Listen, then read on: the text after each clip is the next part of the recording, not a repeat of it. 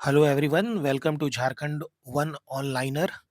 तो एक बहुत बड़ी न्यूज़ सामने निकल के आ रही है कि जो झारखंड के सचिव हैं, जिन्होंने माइक्रोस्कोपिक विधि से जेएसएससी में छात्रों द्वारा सबूतों का जायज़ा किया था और बताया था कि इसमें कोई गड़बड़ी नहीं है, कोई घोटाला नहीं है, बस उन्हीं से सीआईडी द्वारा पूछताछ की जा रही है। लेकिन सीआईडी की ये पूछताछ इतनी लेट क्यों की जा रही है? तो बहुत सारे छात्रों का ये कहना है कि सारे सबूत मिटाने के बाद जेएसएससी सीजीएल के मामले में सीआईडी इतनी लेट से सुधीर गुप्ता के घर में रेड मार रही है। तो आपको भी यही लगता है कि सारे सबूत मिटा दिए गए हैं, इसलिए इतने लेट से कार्रवाई की जा रही है?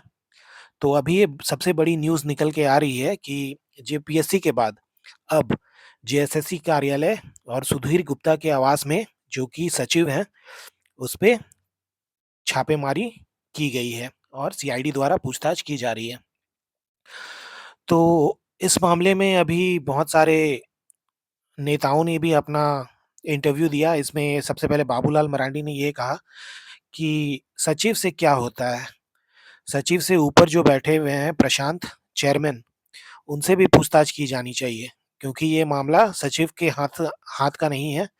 इसमें ज़्यादा हाथ चेयरमैन का हो सकता है। तो बाबूलाल मरांडी ने ये बात उठाई है। तो देखते हैं क्या होता है, क्योंकि माइक्रोस्कोपिक चाचा के ऊपर तो गाज गिर चुकी है, क्योंकि उनके ही द्वारा कहा गया था कि जे जेएसएससी सीजीएल में कोई घोटाला नहीं हुआ है, बिल्कुल साफ-सुथरी हुई है एग्ज़ाम।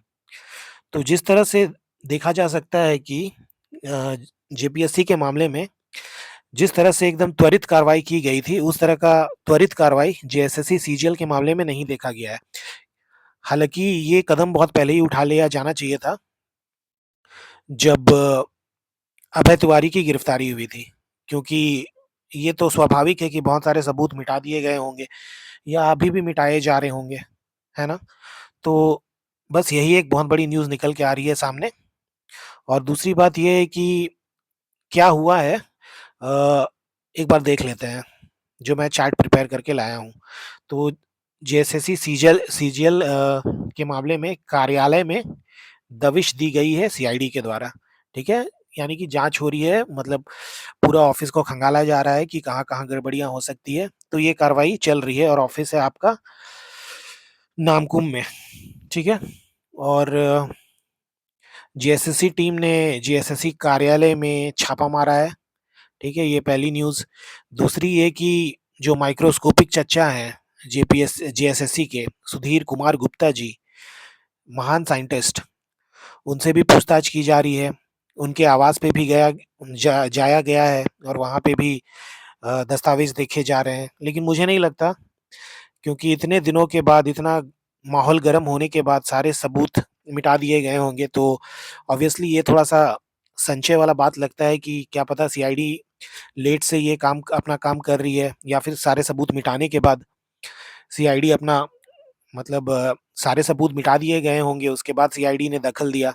सीआईडी को काफ़ी पहले दखल देना चाहिए था, इसलिए छात्रों का भरोसा सीआईडी पे नहीं है और दस्तावेज़ भी खंगाले जा रहे हैं। तो ये बहुत बड़ी न्यूज़ निकल के सामने आ रही है और छात्रों को न्याय चाहिए इस मामले में। तो इसलिए भी इतना धरना प्रदर्शन किया जा रहा है, क्योंकि जेपीएससी के मामले में तो सरकार ने 14 जेपीएससी कैंसल करने की बात मान ली है।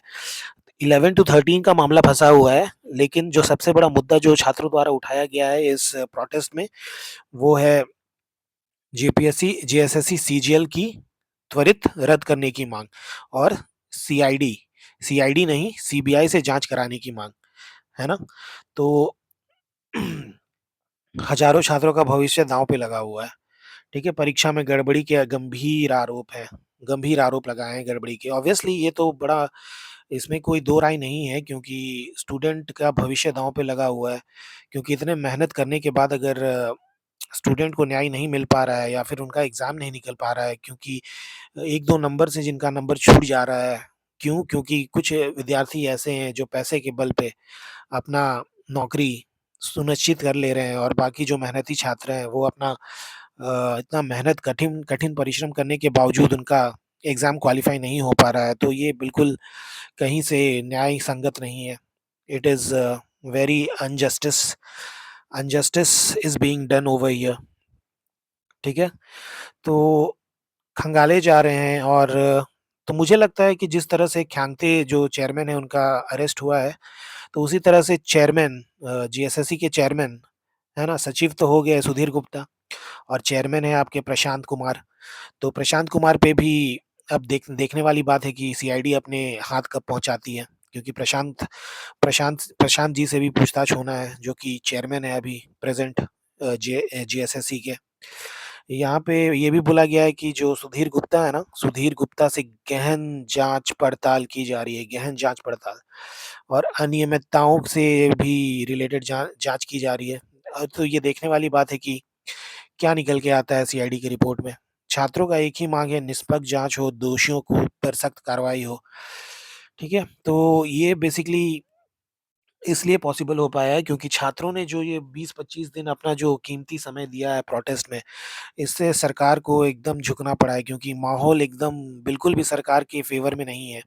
क्योंकि एक तरफ तो केंद्र सरकार का एमएमडीए बिल जो अभी संशोधन बिल जो अभी पेश हुआ है, तो उस वजह से भी सरकार अब चारों तरफ से घिरी हुई है। दूसरा ये छात्रों का मामला, इस पे भी सरकार हेमंत सरकार चारों तरफ से घिरी हुई है।